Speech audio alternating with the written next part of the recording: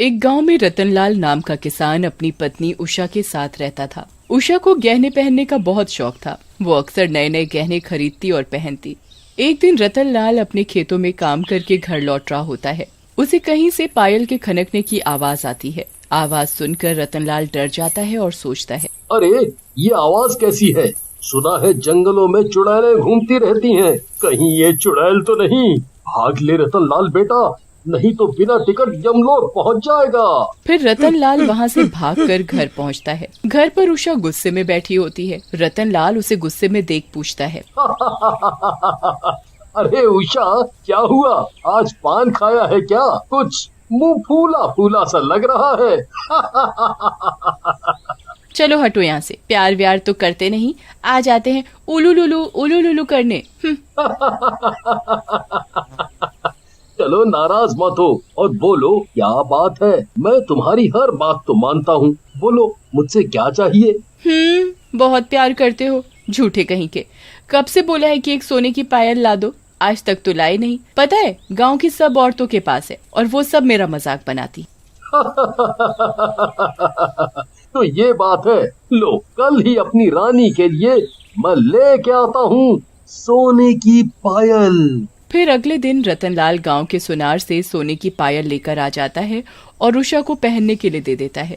उषा पायल पहनकर खुश हो जाती है। अगले दिन सुबह रतनलाल उषा को साथ खेतों में चलने के लिए बोलता है। अरे उषा, आज खेतों में काम कुछ ज्यादा ही है। एक काम करो, तुम भी साथ में ही चले चलो।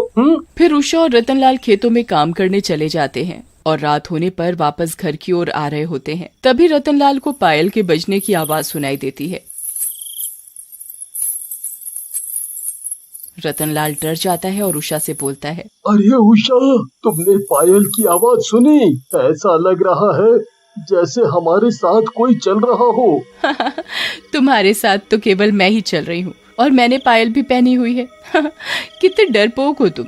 चलो अब घर की तरफ। अरे वो बात तो ठीक है, लेकिन तुम ये पायल मत पहनो। कहीं डकैतों और चोरों को इसकी आवाज सुनाई दे गई तो वो हमारी जान ले लेंगे और गहने भी लूट के ले जाएंगे। रतनलाल की बात सुनकर उषा घबरा जाती है और अपनी पायल उतार कर रख लेती है। लेकिन जैसे ही वो दोनों थोड़ा और आगे बढ़ते हैं, उन्हें फिर से पायल के बजने की आवाज आती है। वो दोनों रुक जाते हैं और पीछे देखते हैं। उनके पीछे बहुत ही खूबसूरत पायल पड़ी होती है। अरे वाह, कितनी सुंदर पायल है। ये तो तुम्हारी दी हुई पायल से भी अच्छी है। मजा आ गया। इससे पहले रतनलाल कुछ कहता, उषा जल्दी से जाकर वो पायल उठा लेती है। ये देख रतनलाल उषा से बोलता है, अरे उषा, ये क्या कर रही हो? यूं रोड पर बड़ी चीजें नहीं उठाते। चुप करो तुम, ज्यादा ज्ञान मत झाड़ो। इतनी अच्छी पायल पड़ी है, न जाने कैसी मनहूस बातें करते हो, मनहूस कहीं के। उषा को गुस्से में देख रतनलाल चुप हो जाता है। रात में उषा और रतनलाल खाना खाकर सो जाते हैं। रात में उषा की नींद खुल जाती है और उसे पायल के बजने की आवाज सुनाई देती है।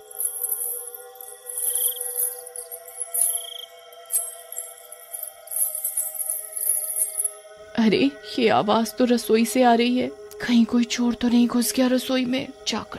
लेकिन जैसे ही उषा किचन में जाती है, उसके पैरों में पानी जैसा कुछ लगता है। उषा किचन की लाइट जला देती है। अरे ये तो खून है, ये कहाँ से आ गया? तभी उसकी नजर अपने ऊपर पड़ती है। उसके ऊपर एक चुड़ैल लटकी होती है। चुड़ैल को देखकर उषा घबरा जाती है और चिल्लाते हुए रतनलाल के पास भागती है। अजी सुनते हो? उठो जल्दी से, देखो क्या हो रहा है। हमारे घर में चुड़ैल आ गई है।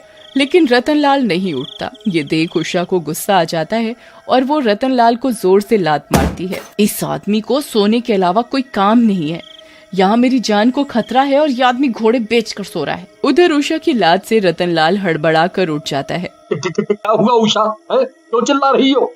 अरे हमारे घर में चुड़ैल है, मैंने अभी उसे रसोई में देखा है। वो छत से उल्टा लटकी हुई थी। क्या बात करती हो? चलो चलकर देखते हैं। फिर रतनलाल और उषा रसोई में जाते हैं।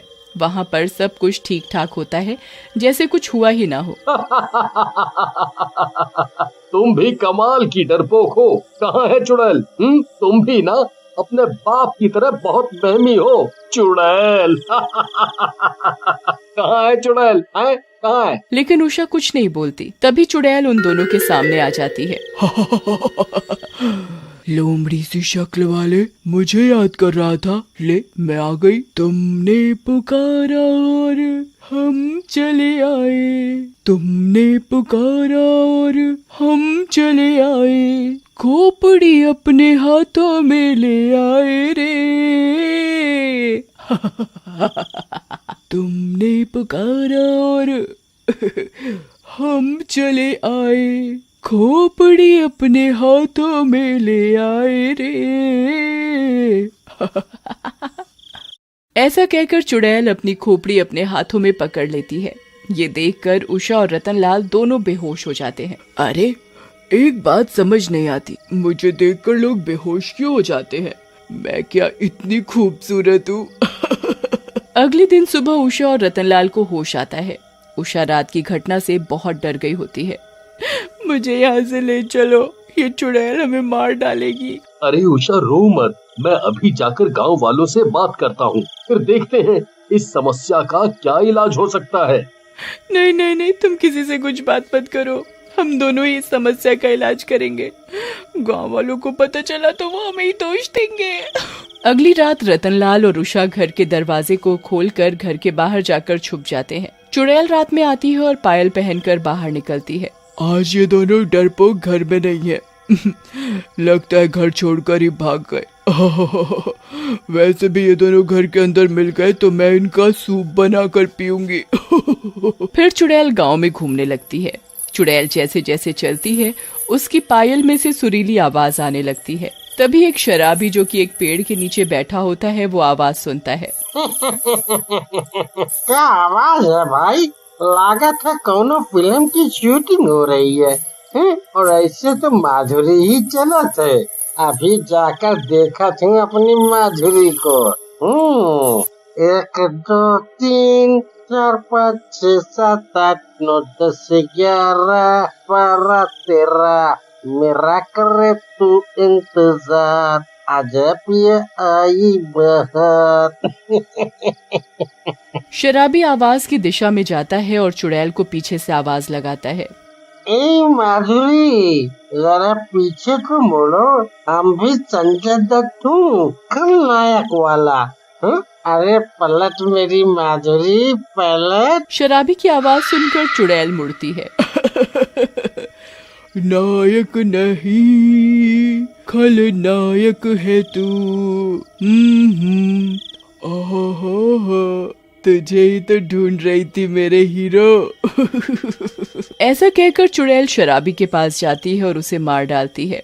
ये सब उषा और रतनलाल एक झाड़ी के पीछे छुपकर देख रहे होते हैं। उषा रतनलाल से बोलती है, अरे जी ये तो नरभक्षी चुड़ैल है, ये हम सबको मार डालेगी, हम क्या करेंगे? तुम डरो मत उषा, अब मैं ही इसका इलाज करूंगा। अगली सुबह रतनलाल गांव वालों को इकट्ठा करता है और उन्हें रात और अपने साथ घटी सारी बात बताता है, जिसे सुनकर टीटू नाम का गांव वाला बोलता है, रतन भाई, इतनी समस्या में हो और हमें अब बता रहे हो?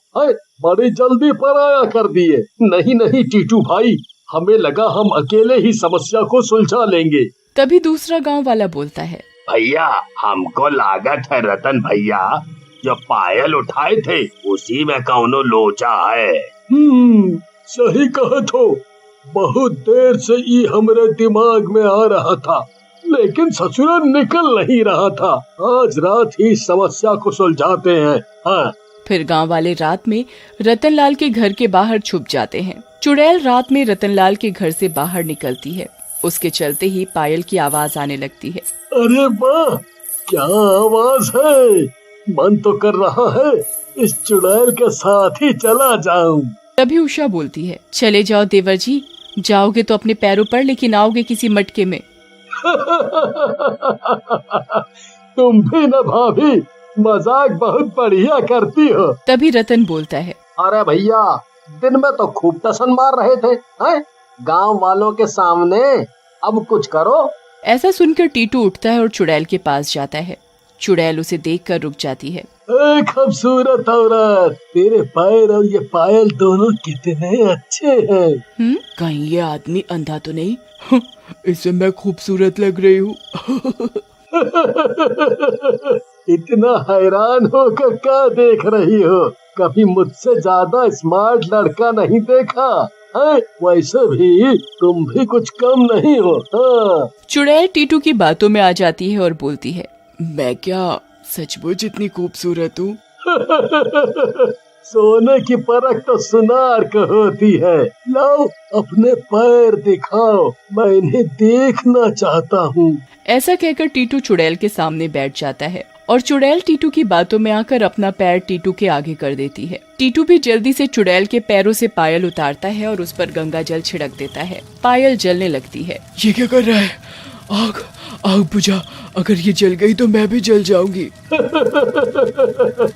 मेरी चुड़ैल रानी, तुम्हें मारने के लिए ही तो ये सब नाटक किया था।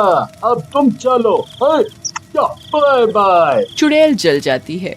अरे वाह देवर जी, आप तो तांत्रिक भी हो हैं?